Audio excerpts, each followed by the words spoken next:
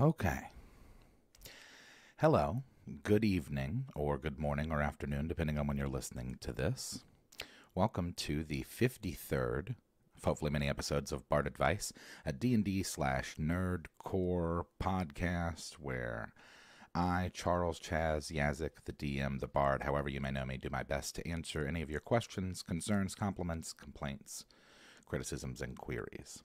Hope everybody's doing well. Merry Christmas. Happy holidays. Happy Hanukkah, though Hanukkah's past. Joyous Kwanzaa, all the things.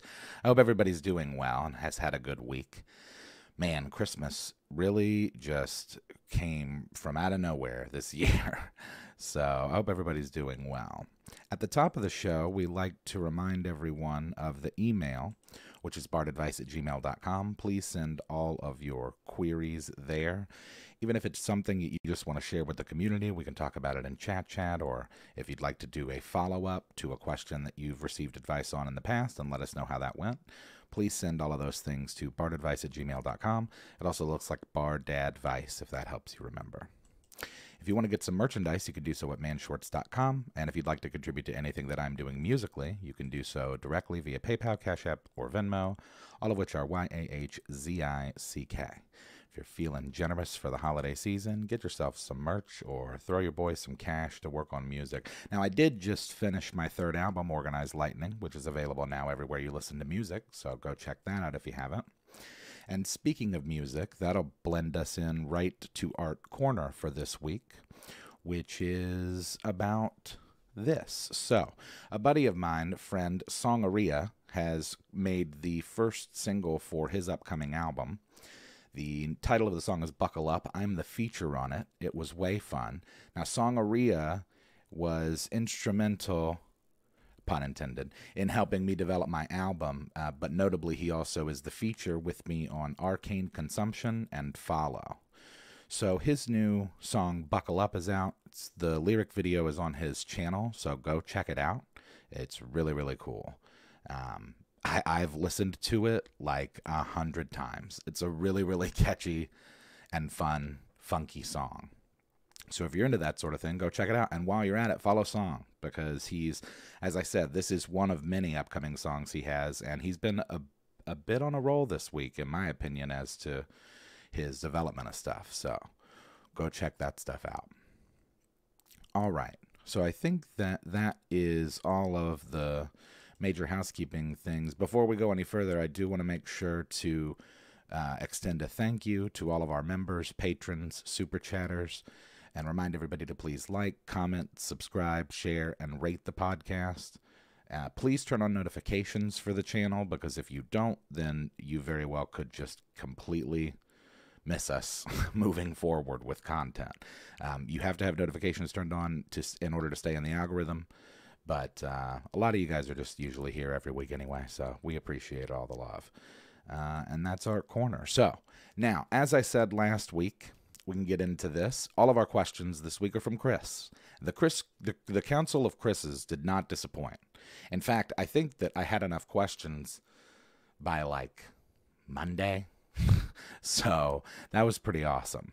Appreciate all of the Chris's coming together to get that done. So, and it occurred to me just before we started how much easier this week is going to be for me. I don't even have to have a list of names, because all the questions are from Chris. So let's get into it, shall we? And we'll go through those. We've got 7 questions, and then we'll do a little bit of chat. So the first question is from Chris, and Chris asks, I've seen some cool tables that use TV screens embedded in the top of battle maps, or for battle maps, rather. If money wasn't an obstacle, what would be your dream D&D setup? Well, thank you for the question, Chris. I've talked about, or rather, I've thought about this before. There was a time early on in our relationship with our agency when we started doing sponsorships that it looked like we were going to be doing something with, I think it was Wormwood Gaming. And then I know that maybe there was a brief discussion with Hammerhead. Is it Hammerhead Gaming? Something like that. There's a lot of, that's all to say that, you know, obviously it would be custom. If money's not an option, you just get that thing custom made. And I think that you could reach out to any of those companies that currently already do it and just expand upon maybe what they already have to offer. These days, I'm not really sure. I haven't looked into it, but the notes that I put down And people in the chat, feel free to shout out what your must-haves are for your dream D&D setup. But I said large and durable, heavy. There's a sense of permanence there. Because the thing is that there's a lot of other external factors to consider. Because if money's not an option, like what, in general? Because if that case, then it's just in its own room, and it'll just be a giant heavy table that will never move. Making it modular as possible when it comes to swapping out the center, whether it be with a screen or with actual miniatures. Dwarven Forge style terrains. Oh, yeah. What do we got? Stat blocks, like actual modular blocks that could, because, you know, I've seen a lot of those things that they have where it's essentially just like a list of what your abilities are, and then like you can have your +2, your +1, or you can show like what your expertise is when it comes to your skills, and it keeps track of your death saves and stuff. If you just had like a little block like that was modular that you could swap out from the table, that'd be really dope. Pirate says, I love the idea of tables using TVs as mobile maps, just placing your character tokens on the table and moving the map underneath. Show the speed and travel conditions. Yeah, that's cool. Yeah, but it's definitely a custom table. Maybe even like built-in dice towers. Yeah, pirate dice towers for everyone on the table. Drink stations. Yeah, I had that too. Cup holders. Lots of storage. Drawers. Tons of drawers.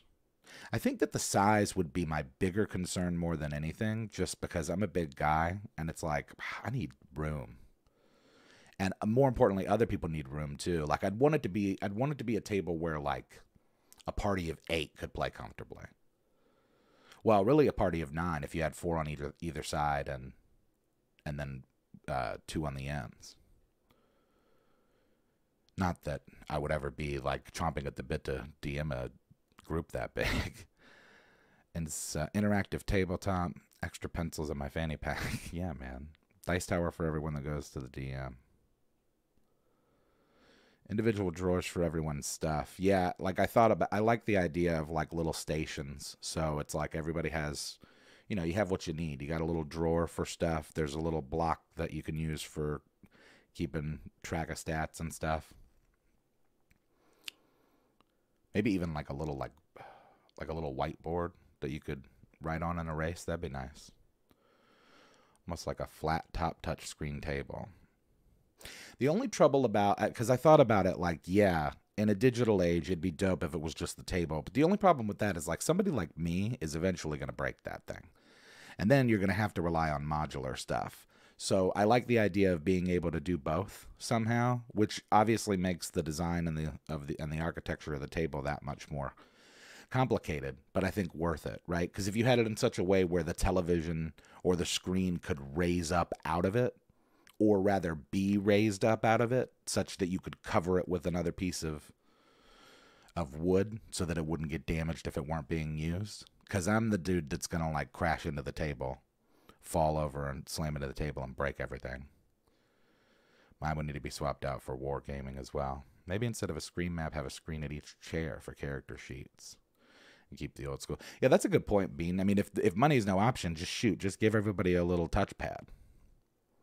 One of the XLR soundboards. Yeah, no doubt. And we're going to be talking about music a little later, too. Actually, maybe not a little later. Maybe like right away. I don't remember the order of the Chris questions. But, yeah, music, too. Like, that would be dope if you had it like, oh, dude. And you could invest in, like, lighting and stuff for the room, too. Well, oh, man, now it's just, the idea is just expanding. Because now it's like, well, if there's no option, if money's no option in this D&D table that has now become a room in my head, why don't we just have like screens on the walls and stuff that could actually like fully immerse you into the world? I mean, at that point, small fog machine for ambience, yeah. Every time I think of a fog machine, I think of that Dungeon Fog commercial that we did years ago, where Justin like breaks into the house and he's like, Dungeon Fog, and he's just like spraying the fog machine everywhere. Surround sound is a must if you're doing a room, yeah. Hey, well, you know, that's what happens. You give a D&D player a custom, a no money option table, and then they build a room. That makes me wonder, like, what it would be like to do, like, a live interactive. Is that a thing? Okay. Obviously, LARPing is a thing, right? Like, I'm well aware of that. But, like, and Renaissance fairs are a thing. But is there a thing where you could, like, go and it's like, it's a business like an escape room, except that you would go and, like, become an adventurer for an hour? And, like, I wonder how you could do that. That'd be a kind of a cool business. I'm old school. I don't care much about this technology in my D&D. Yeah, I thought about that too. Like, I'm also the type that would, like, invest a lot of money in the actual screens and stuff for the table, and then just use modular pieces. Because if you could just get whatever things you want in terms of, like, props and tiles and stuff, like, you could, that would be so much fun. I would spend, like, all my time doing that, just, like, building out modular terrain pieces. So make it like Critical Role's gaming room when they aren't on tour. I don't know. I don't know what their room is. Saw adverts for DMs for hire. Not for me. Still hand draw your own maps. Yeah, well, you should. Rivers maps are cool. I've seen stuff you've done them before. I think have we ever talked about that on an episode? Because we should. Treasure hunting like geocaching. Yeah, there is. I'd had a buddy that used to do the geocaching thing. I've actually a couple of friends over the years that did that. That's interesting stuff. All right. Well, I think we've got an answer in there. Those are all the notables, at least for me. Big, lots of storage, modular. It's really all you need. Well, if we haven't, River, we'll do that.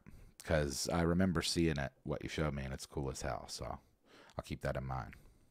All right, moving on to the next question from Chris, from another Chris. Thank you first, Chris. The first question, Chris. We're moving on to the second question, Chris.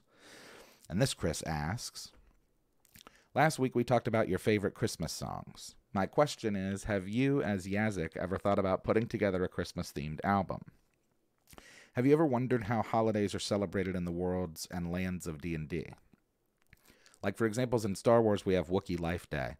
But in all of traveling the lands of Faerun, Greyhawk, Calamar, I've never been involved in a campaign that included holidays. Is this because they aren't written anywhere, or am I just not looking in the right places for them? Do you have any thoughts on how their holiday music might sound? I know many years ago they introduced a D&D album for adventuring music, and I think it would be interesting to see what someone could do with a D&D-themed holiday soundtrack. What someone could do, huh? You talking about me? It's funny you bring this up. So, yeah, and this is from Pirate Chris. I have thought about that. In fact, I've actually given a lot of thought in the last couple of years to creating a D&D Christmas album such that it's a compilation of a bunch of parody / rewritten, reimagined versions of traditional Christmas songs and carols as with a D&D theme. And starting with Unholy Night, just because that's been in my head for a long time. If anybody's familiar with the Christmas carol Oh Holy Night, I started rewriting those lyrics as Unholy Night about a fallen paladin. I don't know. I just think it's really funny. So I kind of want to do that and then just kind of go from there. Now I know that stuff's been done before in that vein. I know Jenny's done a couple of I think she did Carol of the Spells, which was like a Carol of the Bells redo with just spell names, which was really cool. And I can't think of the other ones she's done. I know she's done a couple. But there's a lot of Christmas songs, so I think there's a lot of content still out there for me to do. It's an interesting question about the holidays. I haven't really ever been in a scenario where that was the case either. I'm sure that if you dug into the lore that there would be something there, but in terms of like mechanics, I don't know. I said that I imagine lots of the music would be similar to the music that probably already exists in the world, like ballads and like folky strings and horns. They do have things like we were just talking about, like Sirenscape, and I'm sure that you could find albums or Spotify playlists that have like fantasy realm theme music. But in terms of the crossover of like the fantasy theme and the holiday, I don't know. And maybe it's an untapped space, much like at least a couple, at least a decade or so ago, the D&D and hip hop was. So yeah, I want to do that stuff. I've been thinking about it, and so yeah, I would like to do a Christmas theme album, and I probably will. So keep your eyes open for that, because I'll probably drop it next year before Christmas. Oh hey, Song's in here. What's up, man? Everybody say hey to Song. Songery is in here. He's the one that I did Buckle Up with, as well as the other songs Arcane Consumption and Follow on my album. So, what's happening, brother? Thanks for stopping by. All right, so yeah, I don't know. I don't have any kind of frame of reference for holiday music, but the short answer is I'd be happy to make some, and I very likely will. What I'll probably end up doing is just making it like a Christmas album that has mostly parodies of existing Christmas songs, and then maybe a couple originals. Maybe Song and I can put some stuff together over the course of this year. 24 is going to be a good year. I'm excited. I'm looking forward to projects coming up in 24. We've got the dice at the front of the year. I'm working on this character book that I'd like to try and get out, and then I'm also going to be working with this company on producing the Florida Manthology supplement, and working on a Christmas album. So that'll be fun. Alrighty, the anti-Christmas song. Yeah, that's fine. We could do that. That'll be funny. Just talk about all the other holidays or all the other traditions that aren't Christmas. That'd be funny. I would totally want to have that song on there. It's got to include that. All right. Well, thank you for the question, Pirate Chris. Moving on to the next question, the third Chris. This question's great. And all questions are great and appreciated, but this one I had a lot of fun with. It was a real fun exercise for me, so I'll be happy to give my answer on this, and then interested to see what chat has to say if they have any contributions to the idea. So, Chris asks, if a D&D party held a Christmas potluck, what would each character bring based on their classes? Assuming you have a party of 12. Barbarian, Bard, Cleric, Druid, Fighter, Monk, Paladin, Ranger, Rogue, Warlock, Wizard, and Sorcerer. It's like the 12 heroes of Christmas. Thanks for all the stuff, and please keep making the Baldur's Gate 3 videos. Oh, well, thank you, Chris. I'm glad you enjoy those. Yeah, those are fun. I've been having fun making those, so we will keep doing those. All right, so let's do this. I've got this written down. I'm actually quite proud of this because this was a really fun thought exercise. So, this is our Christmas potluck with one of each of the base classes from D&D. The Barbarian would most assuredly bring carrion, likely the carcass of an elk or a large boar. The Bard would bring a bottle of wine and his or her instrument of choice for the entertaining. The Cleric would bring a hearty soup that's good for you but doesn't taste very good. The Druid would bring a large fresh fruit salad that's good for you and does taste good. The Fighter brings mashed potatoes, which are slightly lumpy. The Monk brings tea. The Paladin doesn't bring anything, but agrees to bless the meal. The Ranger brings pheasant stew and venison jerky. The Rogue brings bread and pastries that she stole from a nearby market.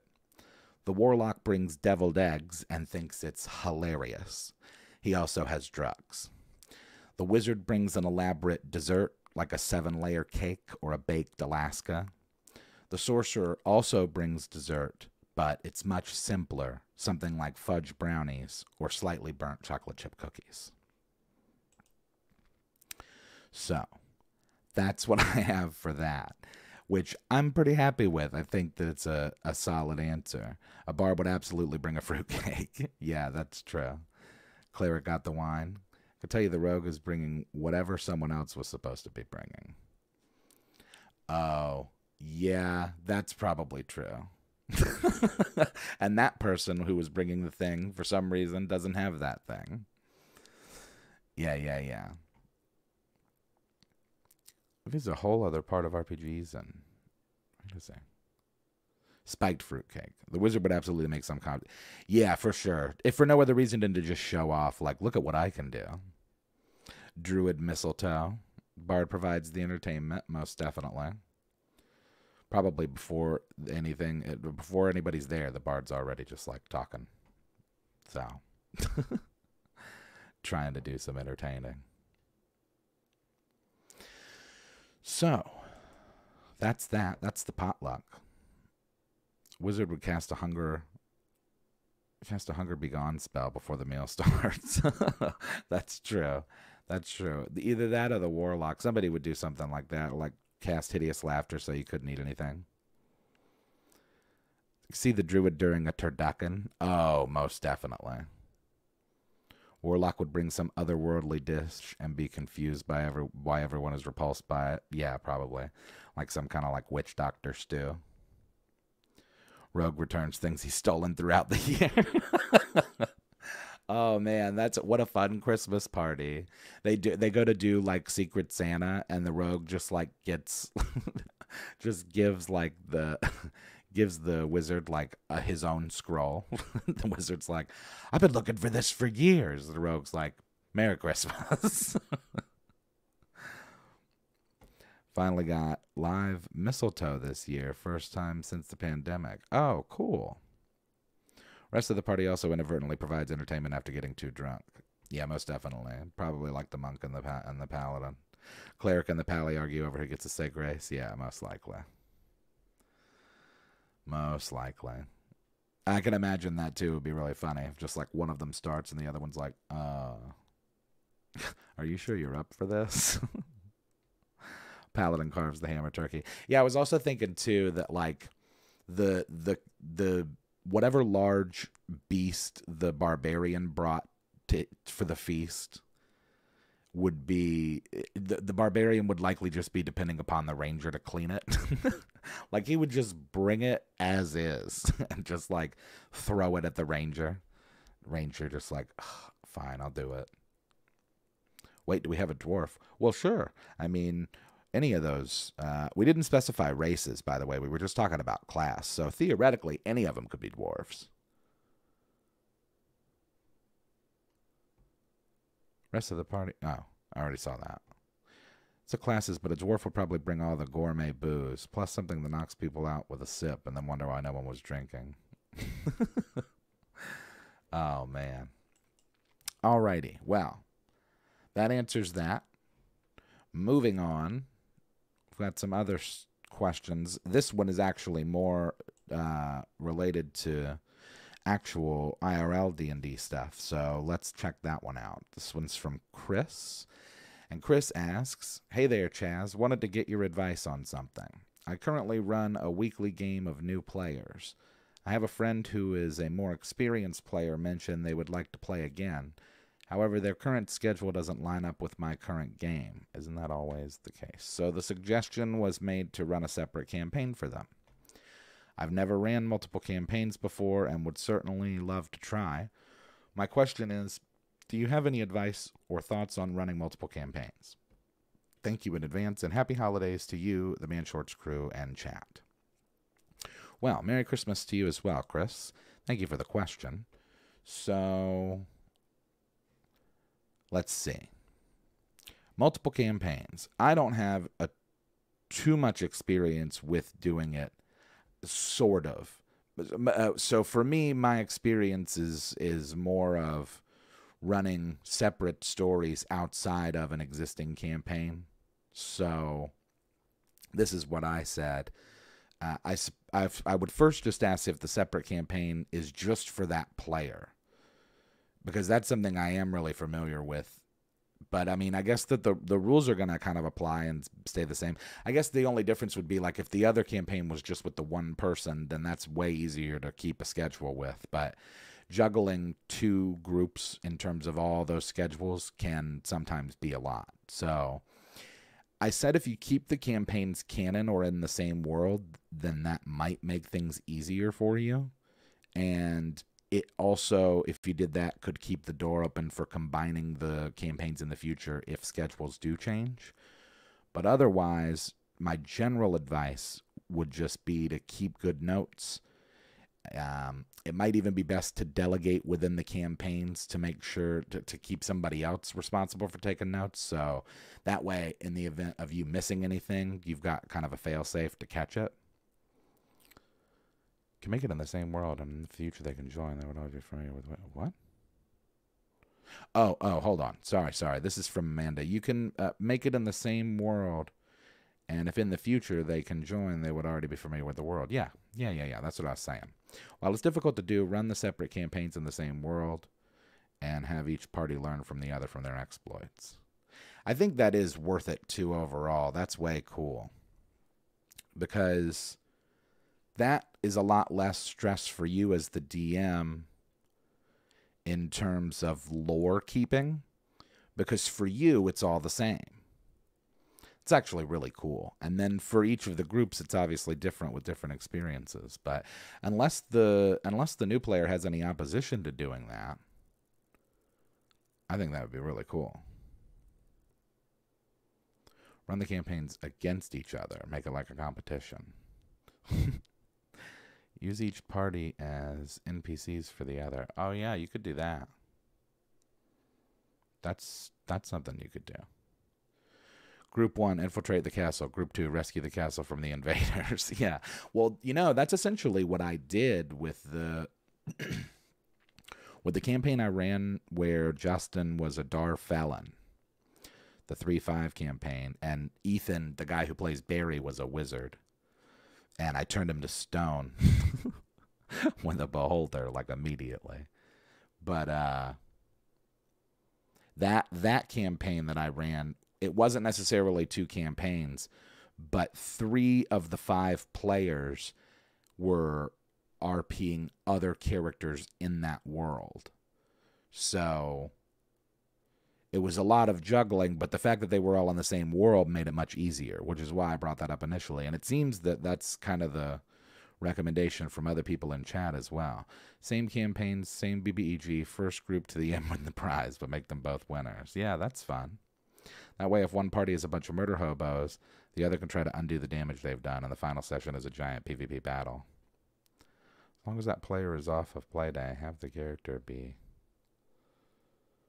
trailing the party a day behind. Yeah, that too. If it's just a thing where it's just you and the other player. Well, see, I also, as a player, have a lot of experience with playing multiple characters in the same world. And that's actually one of the more fun things I think about. I wish that for the We Play that we would have recorded, because I don't know, this might be actually a little inside baseball. I probably said this before. It's not like I've tried to hide it. It's just, I don't know if it's come up. I don't know if anybody knows, but during the We Play, one of the characters, the one character I played, Verena, we know she obviously went off the rails, but Verena, I actually had multiple solo sessions with Ethan with Verena. And I wish that I would have had the foresight at the time to record those, because I was just more focused on getting those sessions with all of us recorded so that we could get them done and out there. I did do that with the Airships of Nuada campaign with Tantor. There is, at the end of the Airships of Nuada campaign, there's like a completion of that story where you go in and see what Tantor went through otherwise. But, man, I wish that I could have done that with Verena. That's putting it lightly. Well, you know what I mean. I'm also trying to keep it vague too, because I don't want to like spoil anything for anybody who's not seen it or is like in the middle of watching it. I don't know why I brought that up in the first place. Oh, because I have so much experience in like being different characters. Yeah, that was so cool. So when I was in those sessions with Verena, I could see the party, including my other character, Augustus Montgomery. And that was just really cool, because it was just like these sessions where I was getting a glimpse into the world of what was going on with the other party, and they were completely unaware of it.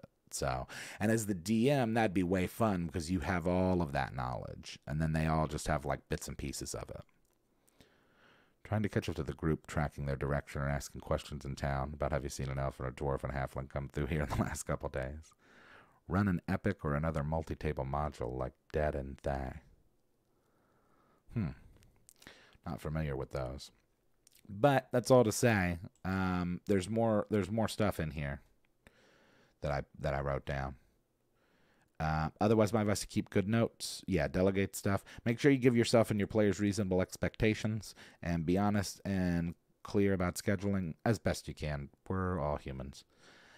Stay flexible, and also self-care. That's the last thing, and I think probably the more important, or the most important. Make sure you don't overstretch yourself in an attempt to please others. The players are going to want you to feel at your best, and you should feel at your best when you're playing. So don't overcommit, don't overstretch. Just try and be transparent when it comes to communication. But keeping stuff in the same world is going to make it a lot easier. And it's just the nature of, what is it, Murphy's Law? Like, I imagine a world where you start the campaign and then it's like you get a week or two in and then the guy's like, oh, it turns out my schedule is changing and I will be available to get into this game. So if you make it in the same world, that makes it all the easier to just plug him right in. So superhero RPGs are good for running as a GM and a single player. All right. Well, I think we've got that one answered. So we can keep moving on. We've got a couple of more questions, and then we'll do a little bit of chat. And let's keep it going. So the next question, believe it or not, is from Chris. And Chris asks, another Chris here, hoping to participate in the Christmas episode. Do you have any favorite ornaments that you always put on your tree? Wishing you and yours a Merry Christmas, a Happy Holiday, and a very Happy New Year. Thanks for being the best bard I know. Wow, that's very kind of you to say, Chris. Thank you very much. And Merry Christmas and Happy Holidays to you and yours as well. There are some that I made notes of, and feel free to sound off in chat if you've got a favorite ornament around this time of year. There's a couple that I really like. So I actually took a picture of my tree. So we finally got our tree up, which it's nice. It's fun. It's pretty. There are a couple of them on there that I like. So let's see. I've got a Gandalf ornament that I got from my dad years ago. And it's a big one. And sometimes I think like during the year when he's not on the tree, I just like put him up on the table back there. But that's a really good ornament. He's a heavy one, so he's got to go towards the bottom. What else? Where's my list? Where's the ornaments list? Sorry, gang. This thing is small. I don't know where it went. There's a couple of trains. There's a musical note.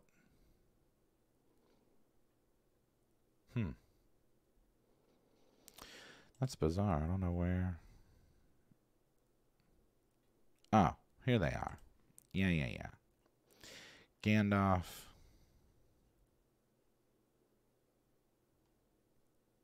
Yeah, Gandalf. There's an ornament that actually was my dad's. That is like an elf. It's kind of weird, but it's like 100 years old, so that's cool. There's a penguin from when I was a kid, a little wooden penguin. Lots of reindeer. Collect reindeer, so lots of reindeer. My wife and I have like our first Christmas ornament, which is cool. Trains are pretty cool. I don't like trains to the extent that I would do train spotting, although there is a guy on TikTok that does train spotting that I love. And I feel like train spotting is a thing I guess that's what it's called, right? I feel like that's a thing that I would totally in another life have gotten into. Like, I feel like if I would have grown up in like Wisconsin or something, I totally would have like a model train set in my basement. We have several festive dinosaurs and a T-Rex angel in our tree again this year. Hey, that's cool. Been celebrated Christmas since you were 15. Your favorite ornament from when I was a child was Spider-Man. He had 2 hooks on the ends of some fishing line that mimicked his webs. Oh, that's cool. That's fun. When the ornament's fun and you can make it like a thing. I can't remember all my ornaments. Yeah, I feel that. I was like struggling to find the list because I couldn't think of them myself. I do have like a little music note ornament that I got from some school band that I was in. I have a blown glass Reese's peanut butter cup. That's cool. So yeah, is train spotting like it's just like people that are into trains, right? They just think trains are cool. And by the way, I kind of get that. But the one guy on TikTok's so funny because he'll put like I don't know what the deal is. It's like a GoPro and he puts it like right down on his face. It's very funny. It's just kind of like, but it's cool. It makes you feel good because it's like he's so into it and like he's like genuinely so hype about the train. It's like, man, I guess that's kind of how I feel like when I create music and stuff, or like when I create something funny. It's just like a rush. It's like, yeah. If you were here in Wisconsin, you would have had a place to drink Miller Lite. Oh, cool. Well, thank you. It's when you do. All you could think of is the movie. Oh, man. Well, I hope I haven't just been, like, saying that. And, that's not what it's called. No, yeah, that is what it's called. It's the practice of watching trains. And, writing down the numbers that each railway engine has and stuff. Yeah, it's cool. Keeping track of them and checking their routes and stuff. It's pretty neat. And then I know that like in Europe, a lot of them have like their own names and stuff too. When's the next album coming? Gee whiz, I just dropped an album. Organized Lightning came out last month. Oh my gosh. Hoo-wee, it's been a tumultuous holiday season. But yes, off the handle, the new album, Organized Lightning, is out. It's available everywhere. The next album that I'll be making, I'll probably be making another. I'll probably make 2 albums next year. I'm gonna regret saying that, but that's kind of the plan, honestly, because like I said, I've wanted to make the Christmas album, and that's something that I can just put together. That shouldn't take as long. And then as for the other album, I kind of want to reproduce my acoustic music in more of like a full band type format, similar to what I did with Follow. So. Oh, well, good. Go check it out. It's fun. Have a Rudolph the Red-Nosed Reindeer ornament and a Santa ornament from that special. Like button. Yes, please. Hit the like button, everybody. It's good for the algorithm. So I make music. Yes. I'm not a rapper. I'm a writer who raps. But I have produced 3 rap albums under the rap pseudonym Yazik, Yahzick, Attack of Opportunity, Join the Party, and most recently Organized Lightning, which came out last month. So feel free to go check that stuff out. It's available anywhere you listen to music. And I will say this in terms of my music. So I am not someone who will go out and strike somebody for using music. I will say that a lot of that stuff is kind of done automatically through my distributor. So that's to say that if you're welcome to use it in terms of my permission.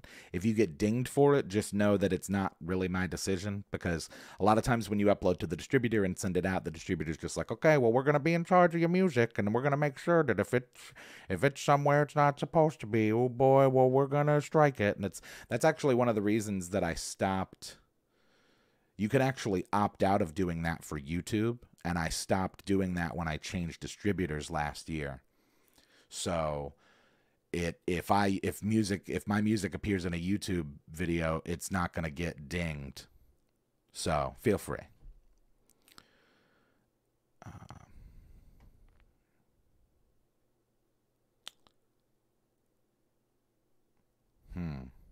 I don't know about all that.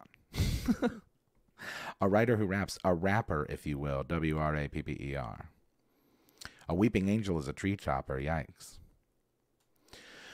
Alrighty, so where are we? I think we totally went off the rail. Oh, we were talking about ornaments that we just Started talking about trains and stuff. Who knows? You tried to talk your wife into getting the Eye of Sauron as a tree topper. Yeah, no thanks. That'd be creepy. All right, so thank you for the question, Chris. Let's keep moving. We've got 2 more questions, and then we'll do a little chat. And the next one, as we expect, is from Chris. And Chris asks, what are your favorite Christmas specials? Well, thank you for the question. There actually was more to this question, to be honest, but a lot of it was questions about gifts and stuff, and I just have such a terrible memory. I feel like I would do a disservice to being able to talk about that kind of stuff and potentially make people feel bad without meaning to, because it's just like I don't ever remember anything or know what's going on. But as far as specials go, I like the Grinch. The Grinch is always fun. Whether it's the Jim Carrey Grinch or the original cartoon Grinch is fun. Also, anything Charlie Brown. My wife really likes Charlie Brown, and I do too. Her more than me, though. She's very much like whenever it's, whatever the season is, because they've got something for most everything. There's like an Easter Charlie Brown, a Thanksgiving. So Christmas Charlie Brown is always fun, which we watched recently. I also put a note, obviously, like the Rankin and Bass, because we talked about that last week. The Rudolph the Red-Nosed Reindeer and those Santa Claus is coming to town and stuff. Die Hard, that's the ultimate Christmas movie. But I think in terms of just like specials, because when I think of specials, I think of like TV, which seems so old hat. And also kind of funny that we're like circling all the way back around into cable now with streaming services like starting to merge and stuff. Anyway, The Office has really killer Christmas episodes. Have you ever been a fan or seen... Goodness gracious. If you've ever been a fan or seen The Office, they have great Christmas episodes. Anything that the Muppets Christmas Carol is always fun. Friends Christmas episodes, Seinfeld Christmas episode, specifically the Festivus episode is really fun. Home Alone Christmas Vacation. My wife and I were talking about Home Alone this afternoon, so apparently I have a theory about that. I'm starting to really think, and I need to rewatch the film, but I'm starting to think Kevin McAllister's dad might have been in the mob. Or like at a minimum, like a friend. Because I saw this report about how like today that house would cost like $2.4 million, which at the time to pay for that house, I think that they would have had to have an income of like $300K between the two of them. And so I don't think that they ever discuss what actual professions the parents have.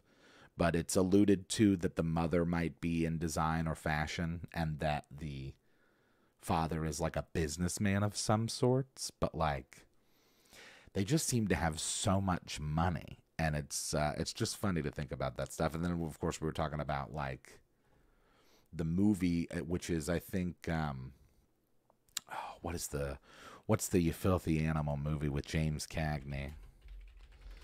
Angels with Dirty Faces. That's the movie that's playing in Home Alone when he's like, keep the change, you filthy animal. It was like a film noir movie from like 1938. But it's about the mob, so it's interesting. All right, let me see what's going on in chat. I haven't been paying attention at all. Tales from the Crypt. Doctor Who kills it with Christmas specials. That's true. That's actually true. Oh, well, no problem, Mikey. Thanks for dropping by. Appreciate it. I hope you enjoy it. I'm glad that you are. It seems like you are. A maiden man. Bought your dad a Festivus shirt quite a few years back. He wears it every Christmas. Nice. Leverage. Oh, Bob's Burgers. Didn't I see Bob's Burgers Christmas specials? Yeah, Bob's Burgers Christmas episode. Bob's Burgers is fantastic. Maybe he's a Hasbro CEO. Oh, yeah, maybe. If I were mom and dad with the feds on my ass, I'd probably forget a kid at home, too. Yo, that's a good point. Like, if you were under investigation and you were trying to, like, get out of the country, Yo, maybe that's like part of the whole deal. You know, it also would explain why he was able to like just survive as a child in New York City in the second one.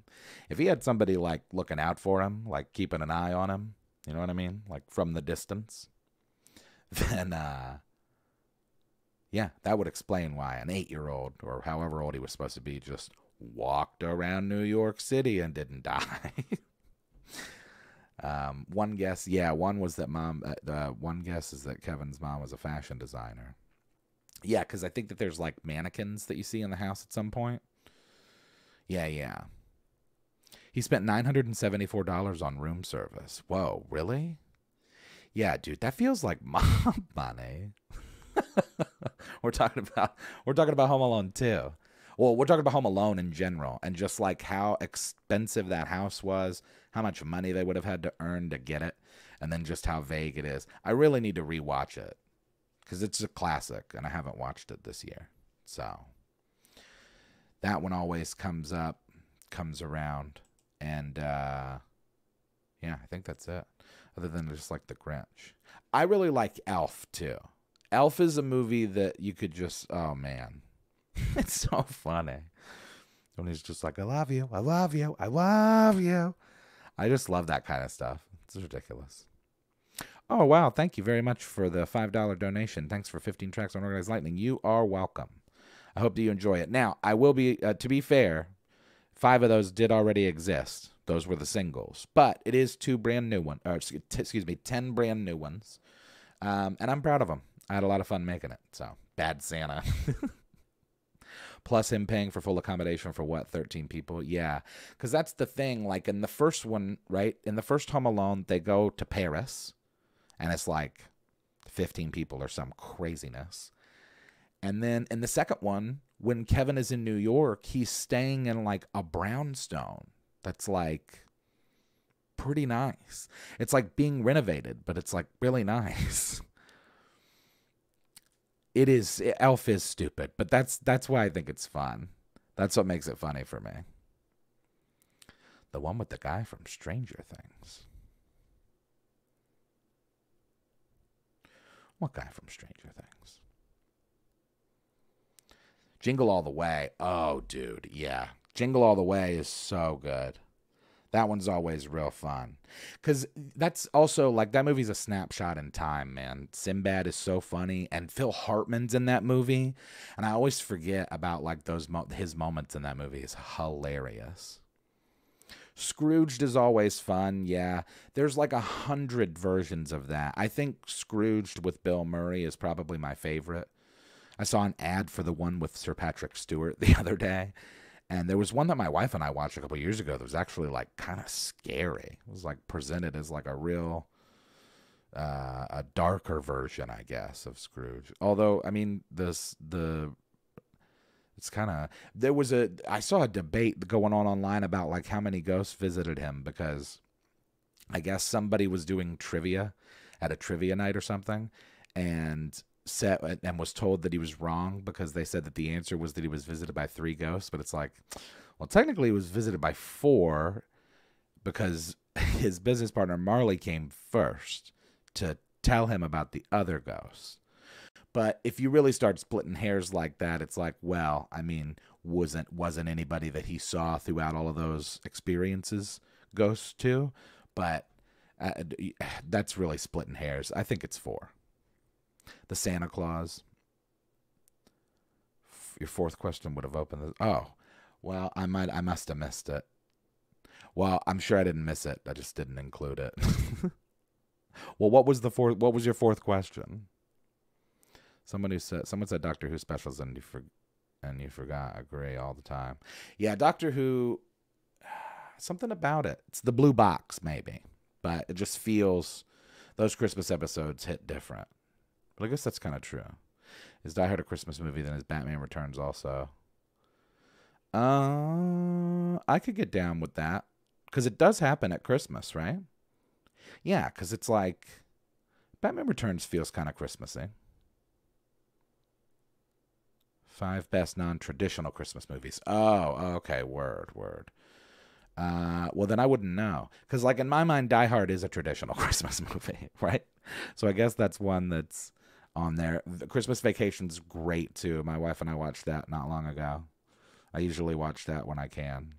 Is your house on fire, Clark? I don't know. Just those. I guess those moments with Chevy just kind of relatable. Hello, welcome. Don't worry, you're not late if you're here, and we're not already in chat, but we are on the way. We do have one more question to get into before, but we've just been talking about Christmas specials and our favorite Christmas movies and stuff.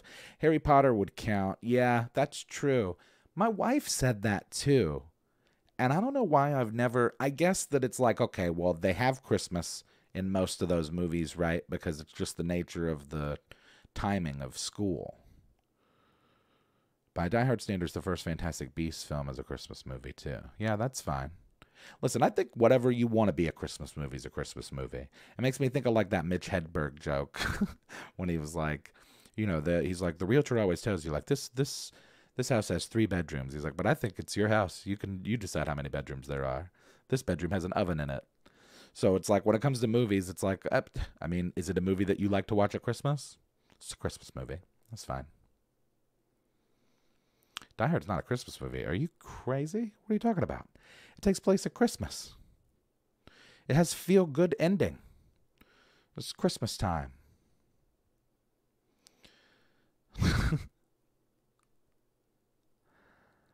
Technically, Christmas Vacation is an adventure movie. None of it takes place at Christmas. Wow, I guess that's true too, right? Because it's like all leading up to it. So... yeah, but it doesn't, I don't think, have to necessarily be about Christmas. Jack Frost. Oh, yeah, I was talking about that with my wife, too, those 2 movies. Because there are 2 movies from the 90s, both called Jack Frost. And one of them is with Michael Keaton. And it's like a family fun movie. And then the other one is a horror movie. And it's probably not family fun, but definitely fun. All right, so... let's go. We've got one last question, and then we'll do some chat. This last question is from Chris, in keeping with the Christmas theme. And Chris asks, if the table from the Man Shorts sketches had a gift exchange, what kind of gifts would they get each other based on their on-screen personas? I hope you have a great Christmas. Thank you, Chris. I hope you have a great one as well. So, this is a fun question, too. A little bit of a fun exercise. So I'd be interested to think what chat thinks as to who would get what for who. But I think that Waylon and Justin actually would be this way. They would get like practical gifts, like socks or gloves or like coffee mugs. And Sarah would get gift cards. If not, it would give gift cards, if not just cash. Sarah would probably just like give people cash. And then if they felt that it wasn't personal, she'd be like, what are you talking about? You can get whatever you want. That's the perfect gift. I think that Lance would give people really thoughtful gifts, like personalized stuff, like dice or like a really nice DM screen or like baked goods.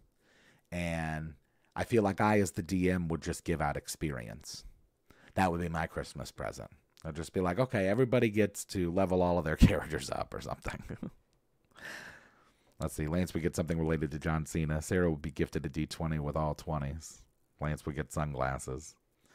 Sarah would give a magic item or weapon so they're more helpful in combat. Oh, that's true. Yeah. That's hilarious. Sarah's just like giving Lance and Waylon her gear. Like, here, use this so that you can do better. Sarah would give out loaded dice. Wrestling stuff to Lance. That's true. Sarah wouldn't murder Hubba the other players. Oh, that's a good point. Yeah, that would be her gift. She's like, all right, I won't kill you. Loaded dice for Sarah. Pillow for Waylon. AEW tickets for Lance. Most definitely. Waylon would get something related to yawning. Kepler would get all the Tritos. Oh, let me tell you a story about Kepler. Kepler is so funny. So there has been at the house... Melissa and Justin have gotten this puppy that they've taken in. and they've actually found a home for it, so he's only going to be with them temporarily. But Kepler has been going through it, not being numero uno in the cutso department. And so I went over there to shoot today, and when I came in, I was giving Kepler love, and he like really wasn't feeling it. Like he wasn't like against it, but he was just kind of like stoically just like, yeah, whatever, this is the love. And so after I sat down on the couch, the puppy came over, and was, by the way, much more friendly and aggressive than he was last week. But he comes over to get some love, and then immediately Kepler is like on the couch in my lap. Like, what about me? So jealous. So Kepler, he's been having a rough time, I think, with the puppy, but you know, they're getting along, I guess, as much as they can. And you know, before long he'll have a new home, and then Kepler will be back on top as top dog of the house. Cash equals choice. Best gift for a lazy gift giver. We don't have time for who don't have time for pesky things like getting to know people or their likes or needs. Sarah would let the other players actually live and win a fight. Kepler's the doggo, yes. And he's a big sweet boy. But he's been having trouble with this new puppy. My dogs do this. I call one dog by calling the other. Yeah, good point. That's true. Yeah, actually, there was a point in my when I was growing up when we had two dogs that it was kind of like that. It was like if you wanted well, definitely with Rudy and Daisy. It was like if you wanted Daisy to come over, start petting Rudy because she'll show up. I'm like, hey, what about me? Oh man. All right. Well, so I think that's all the questions. It is indeed. That's all the Chris questions. Wow. So here we are in chat. We can kind of talk about whatever we want to, gang. We can just talk for a few minutes about what's going on. Good things for the week besides that it's Christmas. I can't believe it's already Christmas. It's crazy to me. I feel it was just like boom, boom, boom, Christmas. Here we are. Here we are already in chat talking about how we are already at Christmas, and next year's knocking on the corner. Knocking on the corner. What? A pile of wood from Justin. If you had to choose, I know they're all your favorite, but if you had to choose one episode of your first years of bardadvice, which episode would you say is your very favorite episode? Oh, that's tough. Let me look them up. Oh man, this is Bright City. Let's see here. I don't know. This might be like a cheesy answer, but I guess it's kind of true. Like, I guess the first couple episodes are probably my favorite just because, like, I feel like a lot of things got established in terms of how we do things. Maybe episode 3, Art Corner, when we established that as just kind of like a segment. Certainly not last year's Christmas episode, which is titled A Very Gremlin-y Christmas, which, if any of you remember, any of you who've been here from day one, first of all, thank you. But early on in the podcast, those first couple of weeks were rough. I was figuring out internet issues and just like in general streaming issues. And that Christmas episode was full of mistakes, such that I think it's the only one besides the first one that's not exactly an hour on the audio. It's like 57 minutes because there was just so many issues with it that I couldn't figure it out. But yeah, I don't know. It'd be tough to pick a particular one because I like different episodes for different reasons. Yes, come on, folks. Hit that like button. Please do. Took a rare Friday off work. You really needed it for Christmas prep. Good for you. I hope you've enjoyed it. Oh, yes. Been playing BG3. How's that been going? I was looking at the calendar a couple of days ago and was like, wait, how's it already a week till Christmas? Yeah, no doubt. And now it's Christmas Eve weekend. Yeah. Whoa. There's also football on. Oh, that was the thing I wanted to talk about in chat. Pirate Chris, are you here still? We got some rivalry. We got a Bucks Jags game this weekend. And listen, I gotta be honest, gang. I'm losing steam on the Jaguars. I'm a little downtrodden, disappointed, and this is why I don't think that we're a bad team. Far from it. In fact, I think we have, on paper, a great team, and we've had flashes of greatness. I think the play calling is atrocious. That's got to get worked out somehow. I don't think that we're going to be able to be competitive in the playoffs, even if we make it, by the way, which we still might not. There's still some football to be played, and the Colts and the Texans have been on a roll, and we have been not on a roll. So, I mean, granted, we've got and Baker, from what I understand, has been playing well and getting more appreciation. I've seen his numbers lined up to other people. Doesn't he have similar numbers to like Jalen Hurts? Why is he not talked about more? I wonder. It's probably because of y'all's division. I feel like the NFC South just like doesn't really get discussed. And I mean, to be fair, this year there's not much to discuss. Not that I would throw stones. I'm certainly not in a position to. I think that the Jags are, ever since the Cincy game, I think that Trevor shouldn't have played when he was hurt, after he was hurt. And I think it still affected him through those other games. And it just became very clear to me that it's like, oh, well, even if we make it to the playoffs, I don't see us competing against the Chiefs or the 49ers or, I just don't see it. He's got similar numbers to Brady. Wow. All right. My good thing, heading back to hometown to visit a family for Christmas. Oh, you'll be home for Christmas, so that's nice. Don't follow sports, but where are the Jaguars leading their division? What happened? Yeah, tell me about it. We were leading our division all year, and now, all of a sudden, knocking on the door at the end of the season, 3 weeks out from the postseason, we are in a 3-way tie with the Colts and the Texans. Yeah. Not looking good. And, Tampa Bay, I think, is going to be a challenge for us. Now, you might say to yourselves, well, hey, the next 2 games we've got are the Panthers and then the Titans. But I don't think that those are necessarily layup games. I mean, I don't think that there's really such thing as one in the NFL. But, and I'm aware the Panthers are figuring it out. But seemingly so are we still. So, happy Christmas. Yes, suddenly football. Yeah, that kind of came out of nowhere. But so what about Christmas? Are people traveling, going home for Christmas? Hope that everybody's getting to spend some time with family and friends. My wife and I typically will go and do a thing in the morning with my grandparents and my mom, and then usually in the afternoon we go out to her parents. She's got a bit bigger of a family when it comes to, at least locally. So, and I know that her sister-in-law, my sister-in-laws, her sisters will be coming in, and that's always fun. It's nice when you can get the whole family together and just kind of like, just nice to see everybody and being with Christmas and just eating cookies and stuff. I like the bit in the game where the guy did the thing. Yeah, I hear you. Sports ball. Get that a lot in this community. Clutching defeat from the jaws of victory. That's what we do best. That's what my dad used to say. That's what my dad called it. Ripping defeat from the jaws of victory. Nobody does that better than the Jaguars. I repeat, nobody.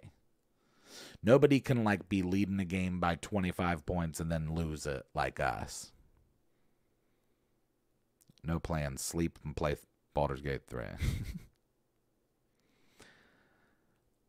Just got to your grandparents' first Christmas without a dog in nearly 30 years. Oh, I'm very sorry to hear that. Well, you can always watch videos of doggos. Those always make me happy. I saw one today, or not today, but recently, within the last week. It's on TikTok. It's this dog who's scuba diving, and he has a scuba diving bowl helmet thing on. And the caption is his friends will never believe him. And he's just, what a good boy. He's just doing some diving. Chargers got a charger. Bills are getting good at losing at the last minute. That's true. I feel like the Bills have had a bit of a resurgence in the last week or so. I wouldn't count them out. Just make a turkey, catch a spatchcock to cook 15 pounds in 2 hours. Running around all Christmas Eve and Christmas to see all the family. Forcing the kid and hubby to wear matching Christmas pajamas. Yeah. Well, that'll be fun. It makes for nice pictures. Play Diablo 4, but their Christmas event's boring. Oh, man. And you know what? I didn't mention this, but somebody sent this in about the advent calendar that Baldur's Gate 3 has been doing. I haven't been participating in that. I really should have been, but seeing the family, but it's a pretty small family here in Oz. The half of the Philippines is much larger. Maybe next year we'll go there again. Or juniors start Boxing Day. It's going to be 22 of us here on Christmas. Usually carries into Boxing Day. Whoa-wee. Well, we will. Drink a bottle of homemade apple mead. Yeah, I'm probably just going to be resting and eating sweets. You're going to go play BG3. Well, please enjoy it. It is a super pretty game. It's just it, and you know what I've noticed about it? It seems to just keep giving in terms of what you can do. And I'm really excited to replay it. And in particular, I'd like to do a stream. I've got to figure out when and how we're going to do that, but I'd like to do a stream of like a full game where we watch, I build out the character from the very beginning and start through. So we'll have to see how that goes. But we're already here at the end, team. I can't believe it. And there's only one more week of the year, and then we'll be in 2024, which is crazy. So this coming weekend, this Monday, is Christmas. So I hope that everybody has a fantastic holiday, gets to spend time with their family, friends, and loved ones. Before we get out of here, let's do a couple of reminders.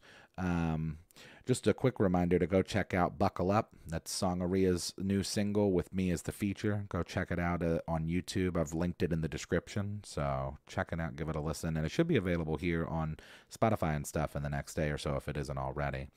A quick reminder of the email address, which is bardadvice@gmail.com. Just thanks to everybody for keeping this thing going for this long. Please continue to send questions, criticisms, queries, concerns, complaints, critiques to bardadvice@gmail.com. I'll do my best to address those.